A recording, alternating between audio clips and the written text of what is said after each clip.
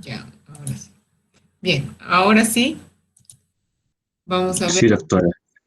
ya. Fármacos del dolor y la inflamación.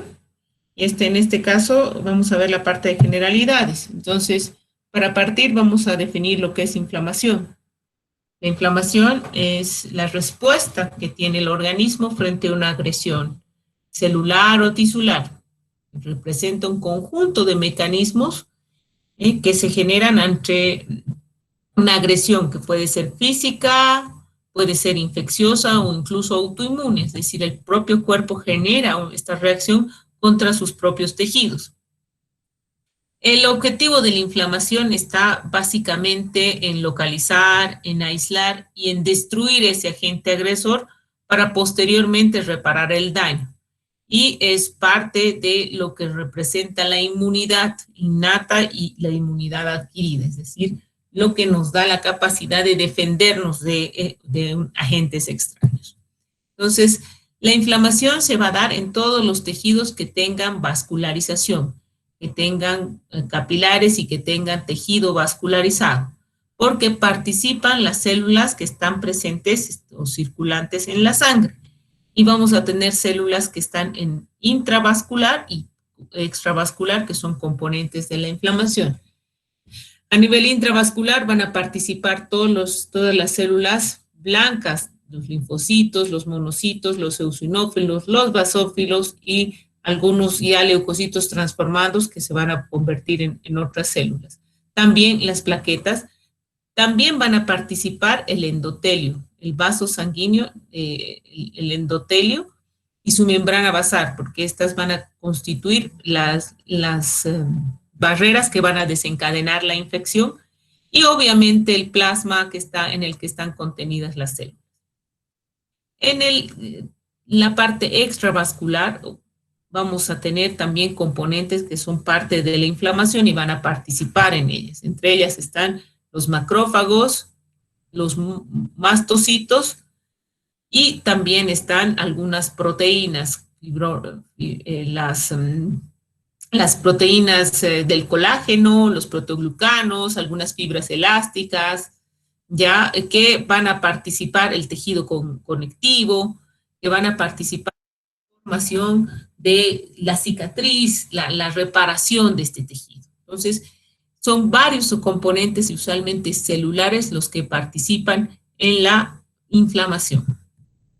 ¿Cómo ocurre la respuesta inflamatoria? En realidad no es solamente un proceso, sino es una serie de pasos y de mecanismos que dan lugar a esta respuesta y que cada uno va a tener incluso sus propios componentes y sus propios actores.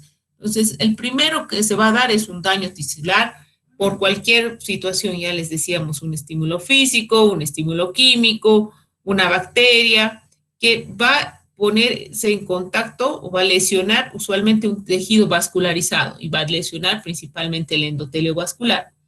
Esta lesión provoca la liberación de una serie de sustancias químicas que son histaminas, citocinas, prostaglandinas y leucotrienos, ya que están circulando en la sangre y ante la lesión del endotelio se van a liberar. La formación de coágulos en el área donde se ha roto el endotelio vascular y va a generar también estas sustancias, la vasodilatación, el aumento de la permeabilidad de los vasos y para posterior llegada de otras células o paso de las células desde el vaso hasta el tejido y que van a generar la formación inicial del proceso inflamatorio. ¿Ya? Con las características clínicas que tiene calor, dolor, turgor. Una vez que ha ocurrido esto, empieza la fase de migración de los leucocitos y para la posterior fagocitosis. Esta es una fase que va a tener una serie de pasos que van a hacer que el leucocito pase de la circulación sanguínea, migre a través de las uniones del endotelio hacia el intersticio y en el intersticio se active ya formando macrófagos y células leucocitos que son los que eliminan y matan a las bacterias, ya, y eso lo hacen en el tejido extravascular. ¿ya? Y obviamente estas sustancias van a generar que estos leucocitos se activen. Y empiezan la digestión y la formación de lo que será en el fondo el foco inflamatorio, y a veces quedan detritus que van a formar como el absceso. Y finalmente viene la última fase, que es la reparación tisular. Estas reacciones generadas por estas sustancias van a terminar en que van a, después de los macrófagos eliminar el agente infeccioso, se va a regenerar la epidermis a través de la formación de puentes de fibrina, de proteínas como los proteoglucanos, y va a producirse la regeneración del tejido, la reparación tisular, que esto va a llevar también un tiempo, va a depender de la extensión de la lesión, pero toma un tiempo. Pero esas son las fases que sigue la inflamación aguda. Es distinto al proceso inflamatorio crónico. Y la inflamación aguda es la que tiene el papel de reparar el tejido. Nuevamente, entonces, la lesión, cualquier tipo de lesión, va a generar la primera fase, que es la inflamación aguda, que lo que hemos descrito. Primero, una lesión en el vaso que genera aumento de sustancias quimiotácticas que traen leucocitos.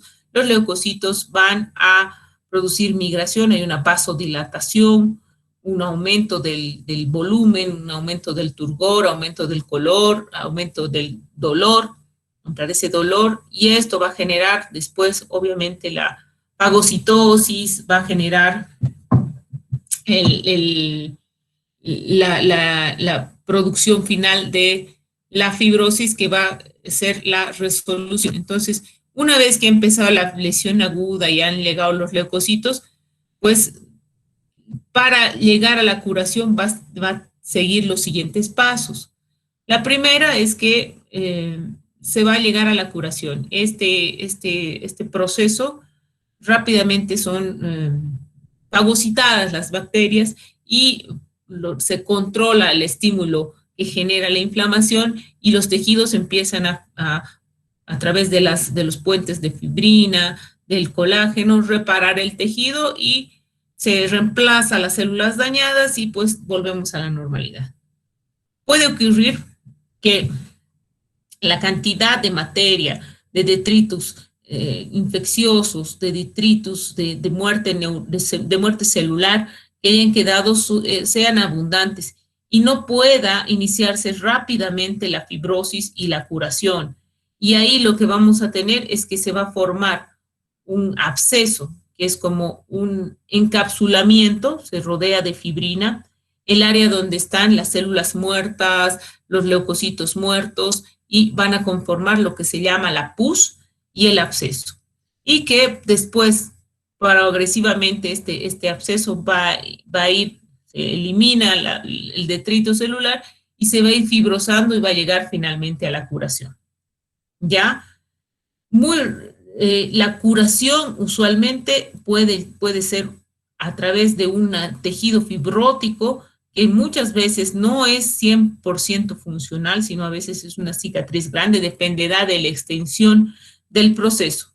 Y en algunas ocasiones este proceso inflamatorio, en realidad, en lugar de limitarse y hacer que los leucocitos eliminen el agente y después se inactiven y se queden en el tejido intersticial, lo que hacen, pueden hacer que se prolongue este proceso, generen nuevos vasos sanguíneos, los macrófagos sean más grandes, estén infiltrados, sean más activos, produzcan más sustancias quimiotácticas, y esto genere un proceso de más larga duración y más difícil de curación.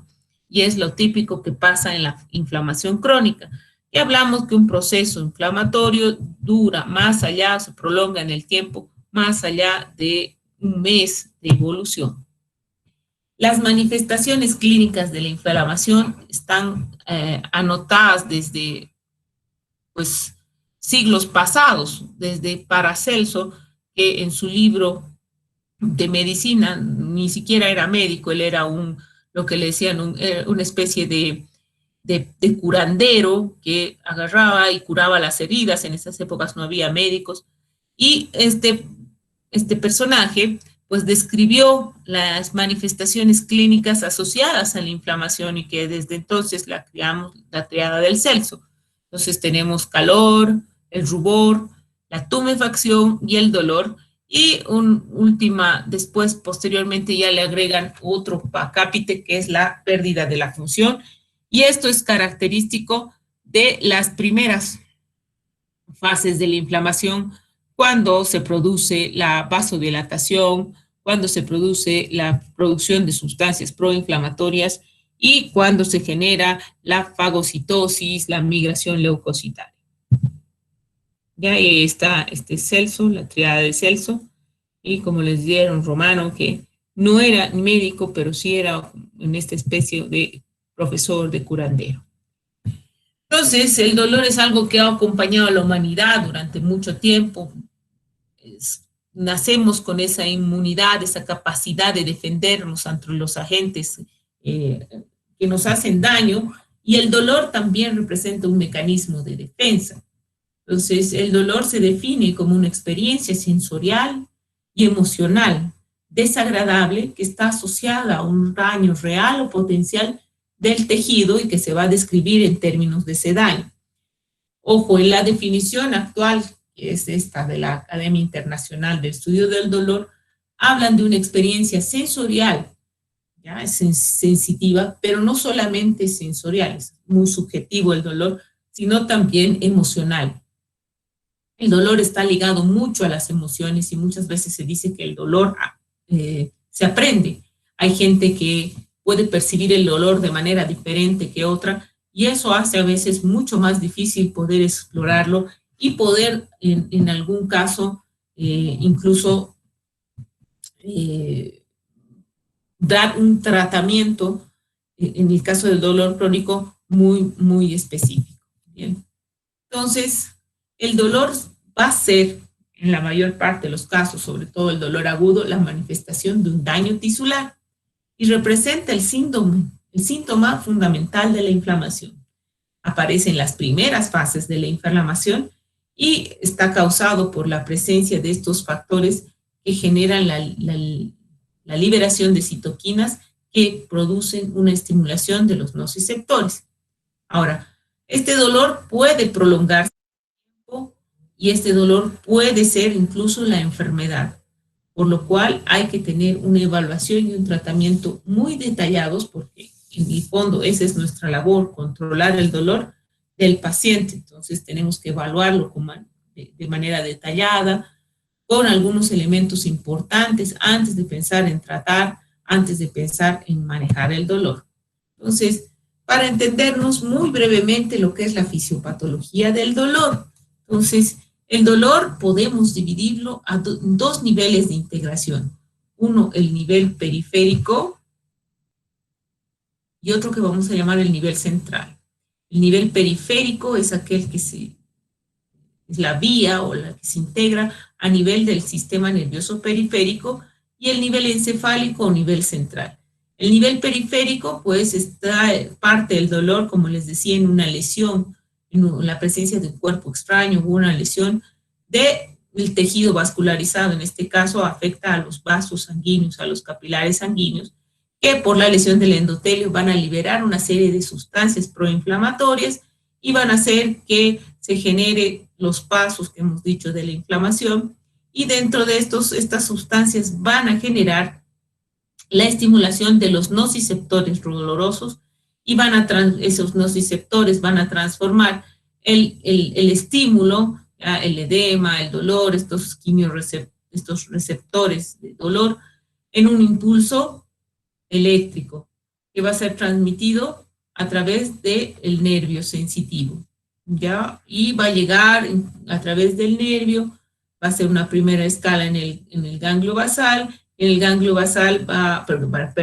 en el ganglio espinal, y de ahí va a llegar a la médula donde va a hacer un entrecruzamiento.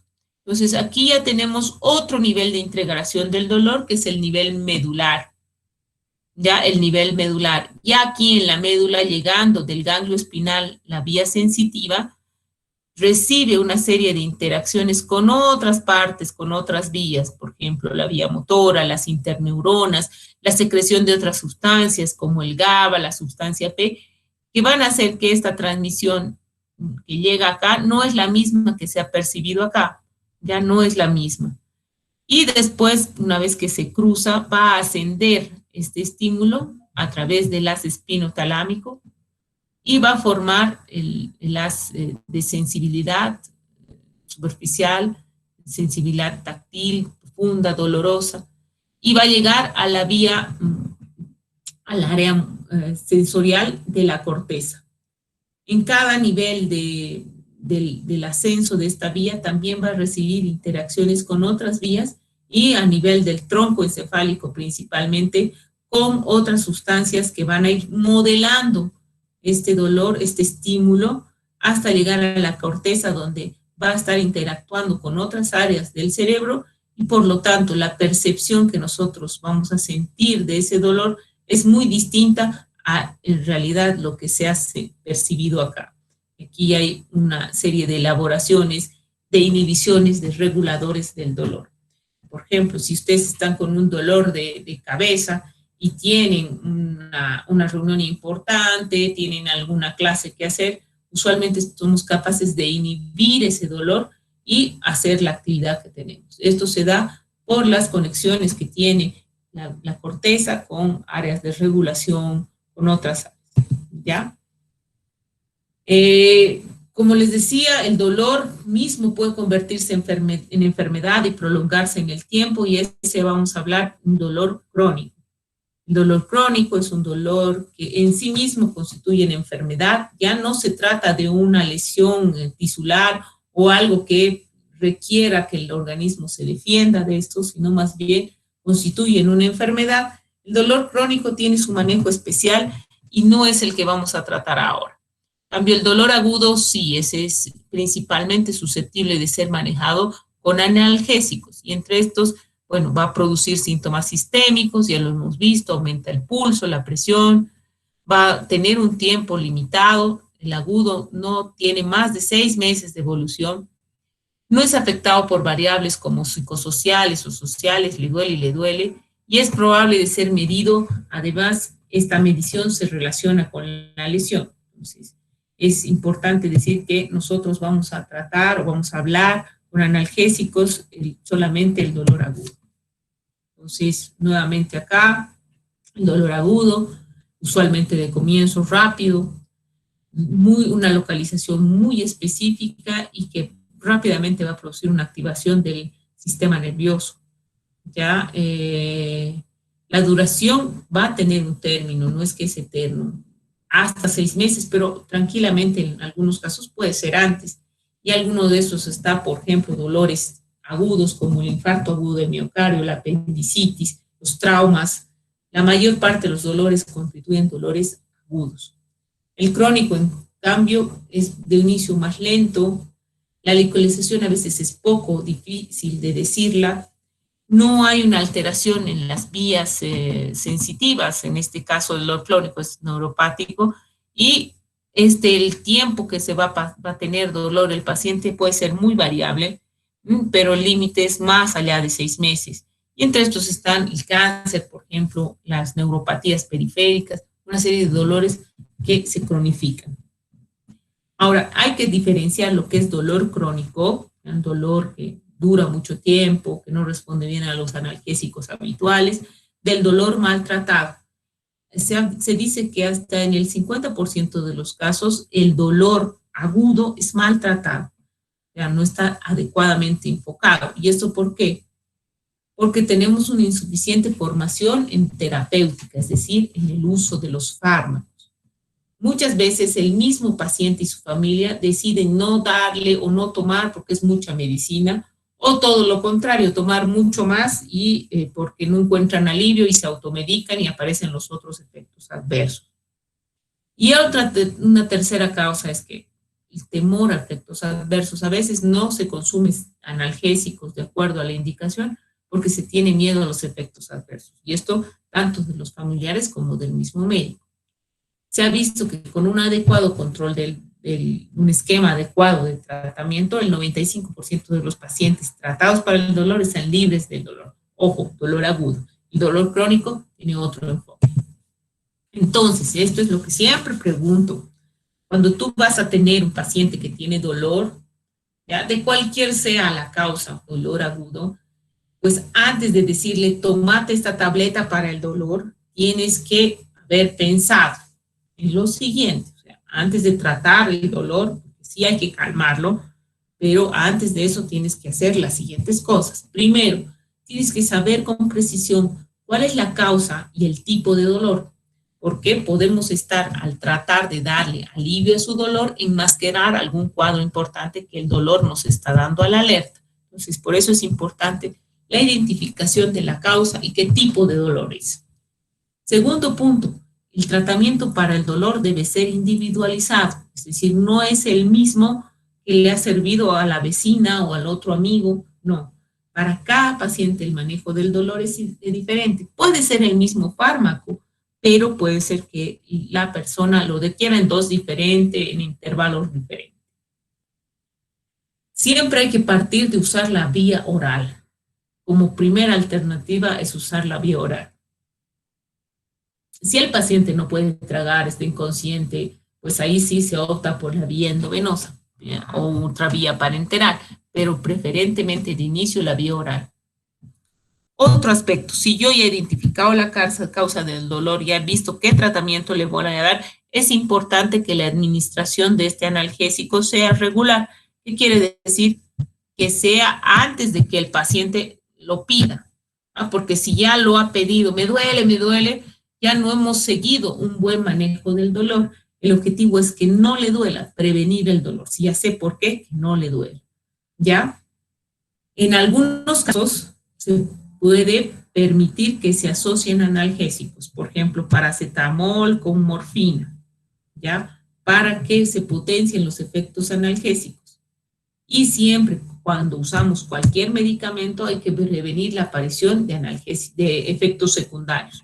Estos efectos secundarios pueden ser incluso mucho más graves que el mismo dolor. Y por último, es importante cuando yo voy a manejar el dolor que siga una escala. Y en este caso, la escala recomendada es la escala analgésica de la OMS. Ya también es importante que yo pueda hacer una buena anamnesis y buena evaluación del dolor, y eso lo hemos visto en nuestras clases de patología. Ya para nosotros evaluar el dolor es importante, por ejemplo, hacer un mapa doloroso, que el paciente nos diga dónde le duele, en qué parte, para nosotros tener claro si es solo un punto o si es en realidad más de un punto que tiene de dolor. Bien. Para el manejo del dolor, los medicamentos que se han creado son lo que se llaman los analgésicos. Los analgésicos son los fármacos que sirven para manejo del dolor. Quitar, sin, algésico, dolor, álgido, dolor. Entonces, sin dolor significaría analgésicos. De los analgésicos disponibles en la actualidad, tenemos dos grandes grupos: los analgésicos opioides o narcóticos y los analgésicos no opioides o no narcóticos. Los no opioides o no narcóticos también se llaman AINES, que son los analgésicos antiinflamatorios no esteroideos, que son los más usados en la actualidad. Y los opioides, los narcóticos, la morfina es su representante, y de ahí hay una gran cantidad de fármacos que son derivados de la morfina, o en algún caso también son fármacos sintéticos. Ahora, ¿cómo usar estos analgésicos? Los AINES y los opioides. Para eso se ha inventado esta escala analgésica de la OMS, ya que no todos, no todos se van a dar al gusto del cliente o cuando uno quiera. Tienen sus indicaciones y tienen una escala de manejo del dolor, y se va indicando de acuerdo al tipo de dolor y de acuerdo también a las características del paciente. Entonces, vamos a tener 3 escalones básicos.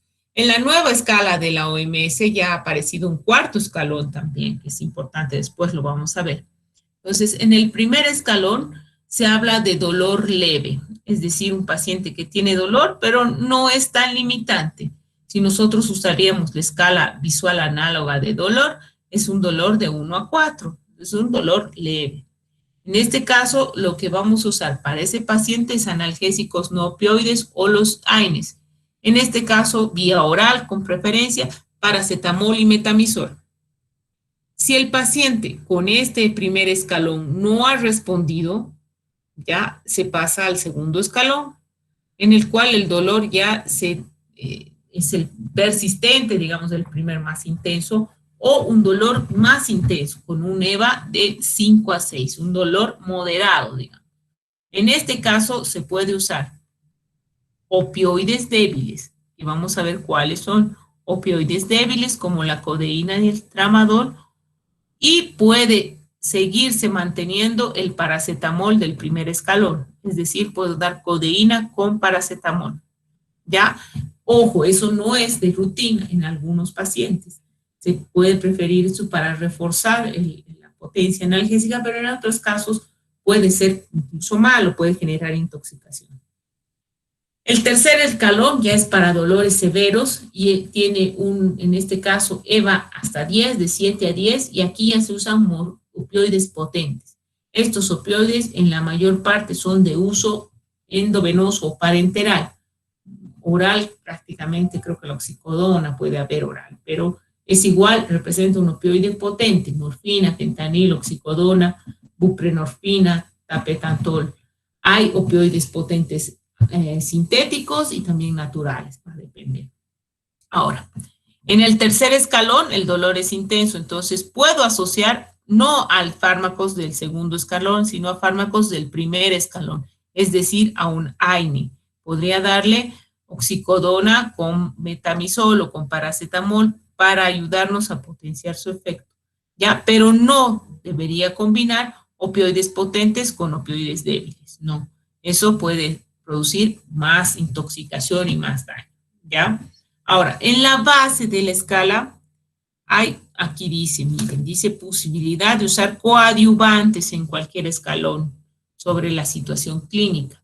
Es decir, si yo estoy en escalón 1, pero tengo algún otro problema asociado que no necesariamente esté producido por la herida, por la lesión, sino más bien por otro problema más asociado a la parte emocional, por ejemplo, o alguna otra alteración, se puede usar un fármaco, ya, que se llama, son una serie de fármacos, hay coadyuvantes o de ayuda al manejo del dolor, y que no son analgésicos. Ojo, no son analgésicos. Los fármacos que actúan como coadyuvantes no son analgésicos, ya tienen otra función. Probablemente la escala acá, esta es ya del 83, en el que se agrega un cuarto escalón. Entonces, el primer escalón, habíamos dicho AINES, con una escala de EVA de 1 a 3. El segundo escalón, que habíamos dicho opioides débiles, que va un EVA de 4 a 6. Está el tramadol, la codeína. Y el escalón 3, que serían los dolores intensos, en el cual EVA de 7 a 10.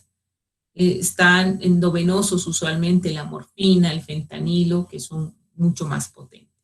Y después del escalón 3, en la OMS en esta época se ha agregado un otro escalón, el escalón número 4, en el que aparecen todos los pacientes que no han respondido al escalón 3, es decir, sin respuesta adecuada al dolor y con persistencia de dolor intenso. Aquí lo que se hace es usar métodos más invasivos. Se usa una vía espinal, es decir, poner un catéter para introducir el analgésico, bloqueo de nervios periféricos, estimulación eléctrica, neurocirugía. Elegir la técnica va a depender del paciente, cuál es mejor para él.